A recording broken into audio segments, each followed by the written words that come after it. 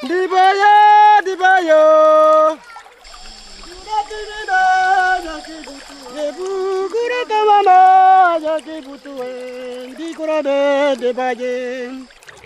Salam Kendi Mas, sahabat, saya ingin sekali memberikan tutorial atau edukasi tentang perencanaan sistem pengolahan air dan tata kelola air untuk usaha yang baru dibangun, khususnya wisata air. Dalam tata kelola air ini, kita harus pahami betul supaya air yang kita gunakan dari sumber alam ini tidak terbuang sia-sia. Jadi, sistem daur ulang, sistem air masuk, dan sistem pelepasan air itu harus kita manajemen dengan baik supaya air yang kita gunakan untuk kepentingan wisata air ini dapat maksimal kita gunakan tanpa merugikan sumber daya alam yang ada. Sebelum kita membahas tata kelola air dan sistem filterisasinya, ada baiknya kita dengarkan dulu penjelasan atau ulasan dari pemilik wisata air ini. Ini jalan akses utama masuk ke lokasi ini, Mas. Ini saya dari ujung ya, dari ujung. Terus yang saya videokan sumber awal pertama kan dari atas, ketutupan pohon itu. Terus ke 7 titik air pancur, kemudian ke sini, kemudian dibuang ke ini. Ini sumber air yang kedua, baru ke sungai.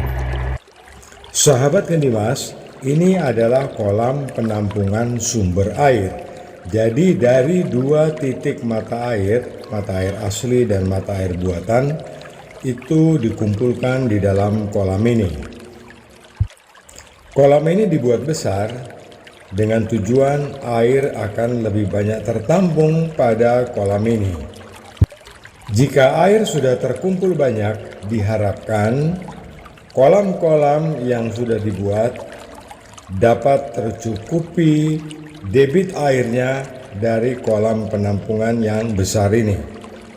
Namun sahabat, karena debit air kecil dan aliran dari kolam ini juga kecil, mengakibatkan penumpukan lumut atau lumut tumbuh lebih banyak dan lebih cepat karena aliran air yang kecil.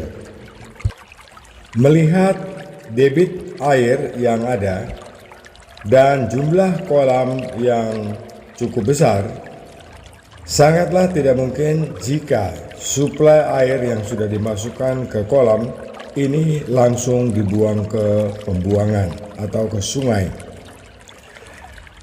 Jika itu dilakukan, maka kolam-kolam ini akan kekurangan air. Nah, pilihan paling tepat adalah ketika air akan dibuang, kita daur ulang dan kita kembalikan ke tempat penampungan atau sungai awal. Dengan cara ini, kolam-kolam ini tidak akan kekurangan air. Sahabat, bagaimana sistem filterisasinya akan saya tunjukkan kepada sahabat dengan sistem filterisasi yang sangat sederhana. Sahabat, ini kolam penampungan sumber air.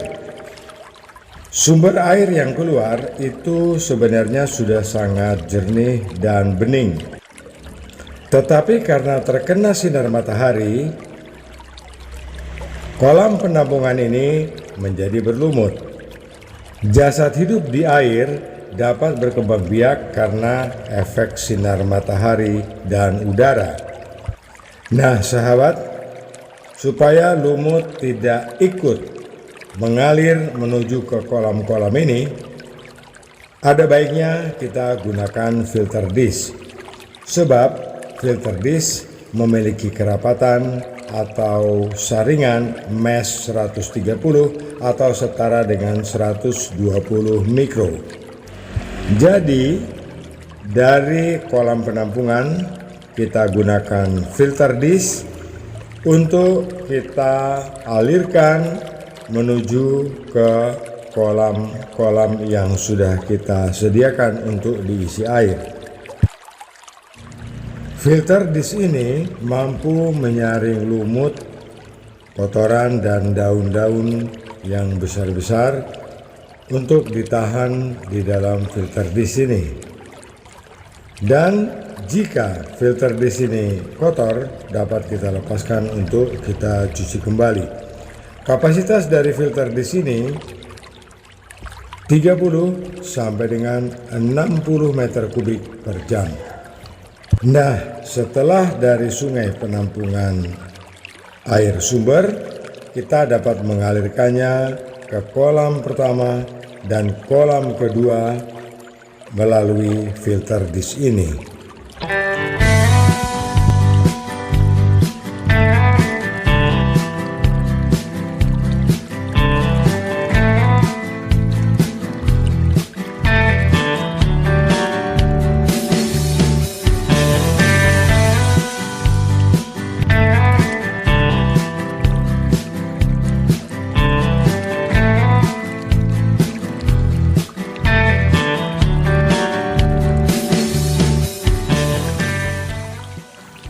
Nah, sahabat Kendimas, pemilik taman wisata ini menghendaki bahwa setelah air dari sumber masuk ke kolam 1, kolam 2, dan seterusnya, air ini akan dibuang ke sungai.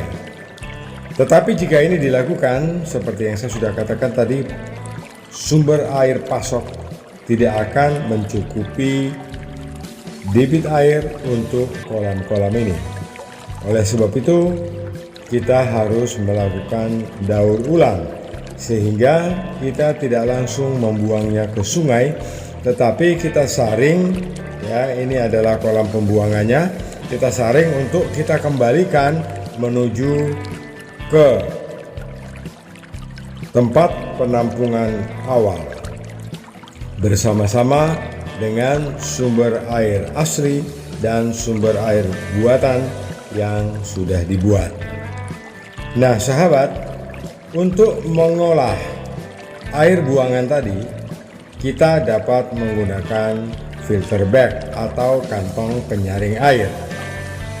Pilihan ini menjadi solusi terbaik sebab filter bag ini harganya juga tidak terlalu mahal, dan jika terjadi kerusakan pada kantongnya pun harganya jauh lebih murah.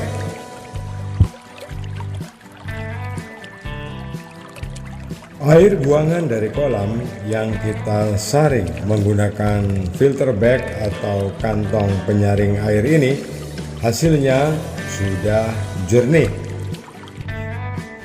Jadi kita dapat memanfaatkan air buangan untuk memenuhi volume atau debit air untuk kepentingan memenuhi kolam-kolam yang sudah kita buat.